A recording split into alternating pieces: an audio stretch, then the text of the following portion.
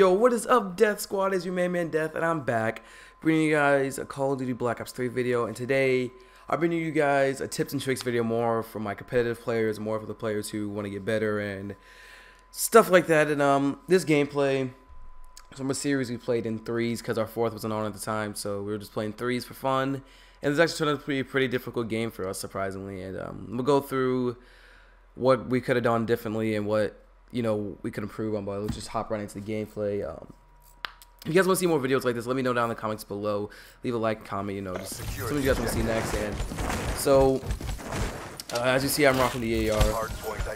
And honestly, I've been trying to experiment with different guns and what to use, and I'm still debating on certain things. Hardpoint locked down. That guy. Okay, so if you're playing the AR role, is what I want to say is, if you're playing the AR role, make sure you watch top barn, especially the respawn barn side.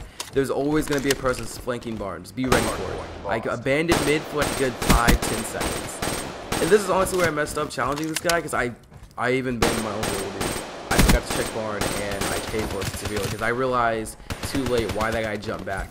He had jumped back to open up a room for his teammate to hop in and, get the kill.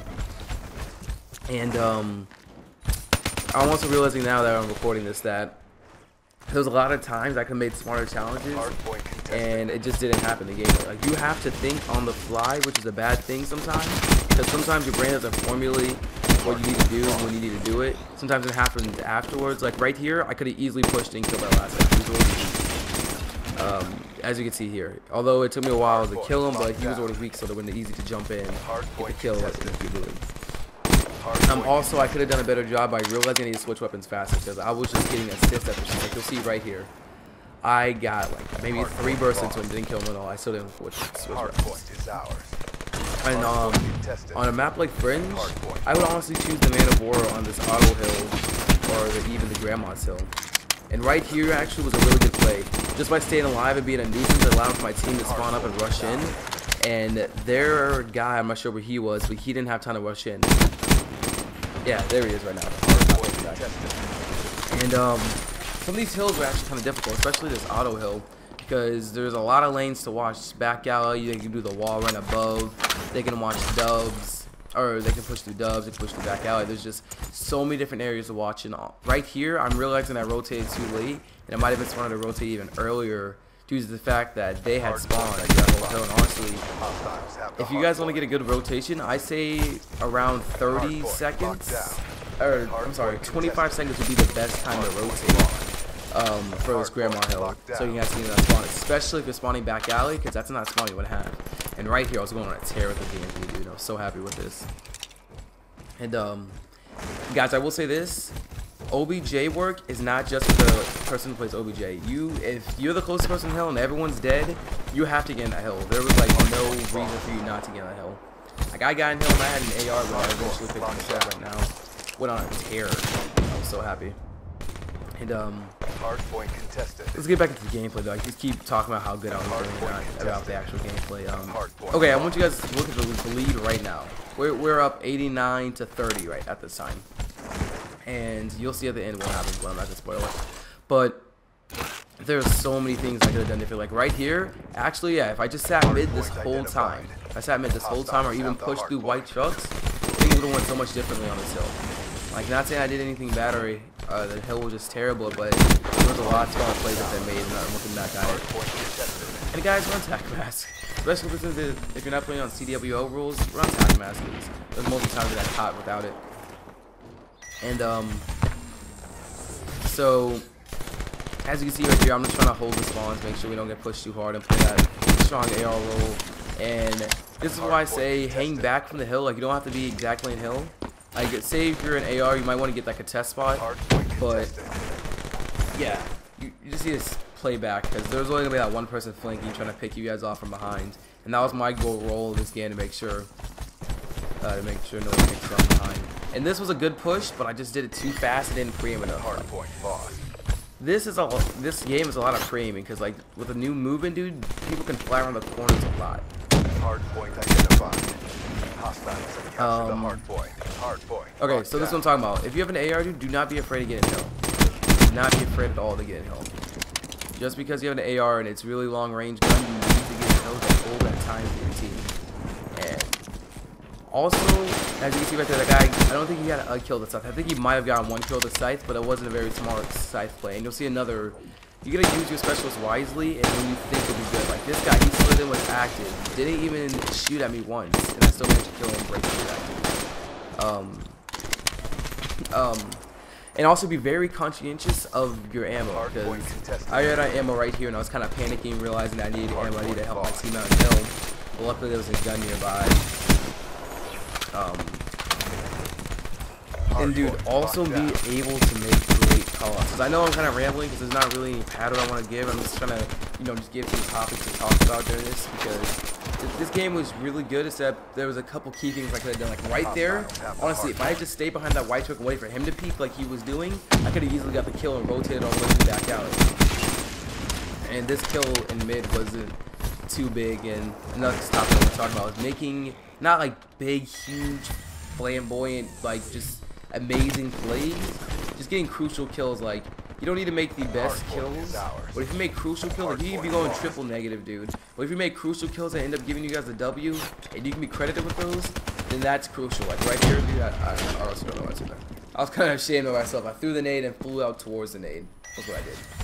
But make crucial kills. Crucial kills are way more important than getting top of the leaderboard, because you'll see why I say that in a second. And right here was just another really bad moment where I realized I need to switch, and I was just kind of reluctant to. I don't know why, but I realized I should have.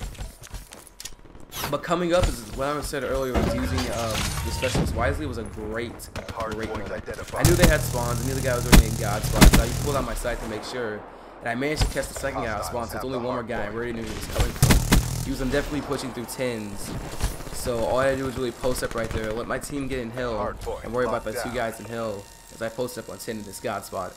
And since this was 3s, we couldn't have anyone Z, so I always had to go back and check to make sure no one's pushing through pieces. But that ain't really become an issue in this game. Another thing is, I have to say, is if you're gonna be holding back the anchor spot, make sure that if your team does die in hill, that you do not move, because someone, the second they get 2 down, they will rush you. They'll rush you. You just have to be willing and wait for your team. I don't know what challenge right. I didn't have access, so I couldn't go back up. But you'd be waiting for your team. You have to wait for your team to spawn back up. Just hold that spawn until they can spawn back up closer and believe in them that they're outside in the hill. And right here was a really bad hold by us. Like I was playing this hill really sloppy.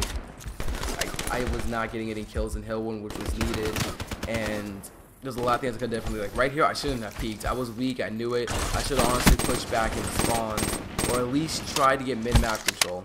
Although like I said, since this isn't 4s, no one was watching mid-map really, and we pushed around pretty easily.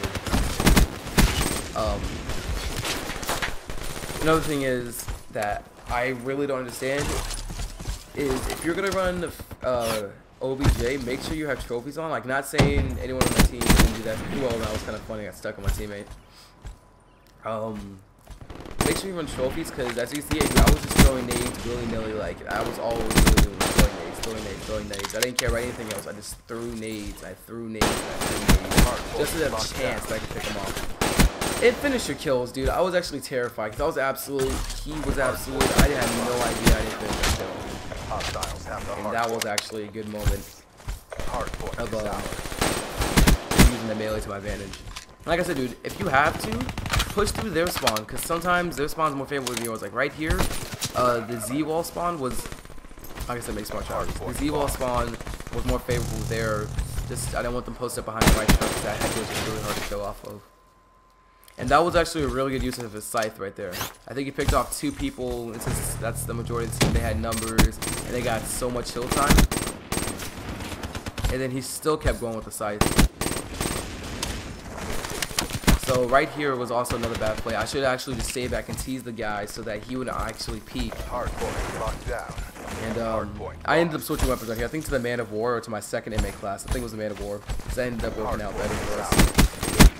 But as you can see, dude, they caught back up, because we had a huge lead. I think it was at least a 100-point lead at one point, or even more than that. Hardpoint is ours.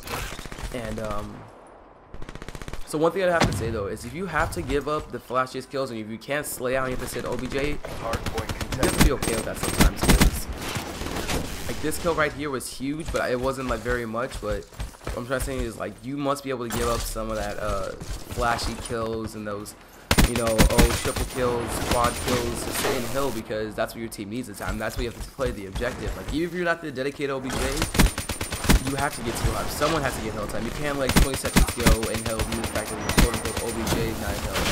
At that time, everyone's OBJ. It doesn't matter who's technically quote unquote OBJ, because in my mind, Call of Duty is not needing the OBJ role. I think everyone needs to play the role, and this was a, I don't want to say terrible use of my specialist, but it wasn't the best use of my specialist. I could have used it more towards a rotation to lock down spawns, but it actually worked kind of okay. My team was able to get the guy in hill, and that was actually a good movement in my part. If I didn't check that corner, I most likely would have been specialist wasted, and we wouldn't have been able to get the spawns. And by the way, if you're a sub player, dude, you think you can't get spawns because you're a sub player, dude? Trust me, you can. My team was doing it. That's why I ended up spawning back there. Yeah, my sub have pushed out to get spawns. And even if you have an AR in the closest of hard points, you need to push those hard points. It's crucial for your team. Here we start making not a comeback, but we start extending our lead a bit more. This was one of our closer games. We were honestly getting discouraged when we started coming back, and you cannot let that happen. You have to have one person on your team. Even if you really think you're not going to win this, you have to keep one person on the team, keep the morale up. And if it gets close like this, guys, do not give up scrap time. Never give up scrap time if it's too close like this, because scrap time at one point or another becomes really, really valuable. This guy, the 2 seconds, it was honestly could have been big if we didn't make the plays we made. Like, right here, I think I started playing more of a smarter AR, and I started realizing that, hey, I need to sit back. But I don't know what to think of this. I think he flanked around and got the spawn to Peaches, because I don't know what happened. The second I died, 3 of them spawned up right there. Like I said, you guys gotta be in map awareness, you know. Like I said in my other video, but Punk's off one actually, you gotta have map awareness, you gotta have certain things. Also, another big thing is you have to believe in your teammates. Like, if your teammates are getting killed in hill and they're 2 down, you gotta have faith in them that they will break kill. Because if not, and you try to break kill, either one or 2 things will happen. You'll lose spawns and you won't break kill, or you'll lose spawns and you'll hold hill for like 10-15 seconds before they flood in hill.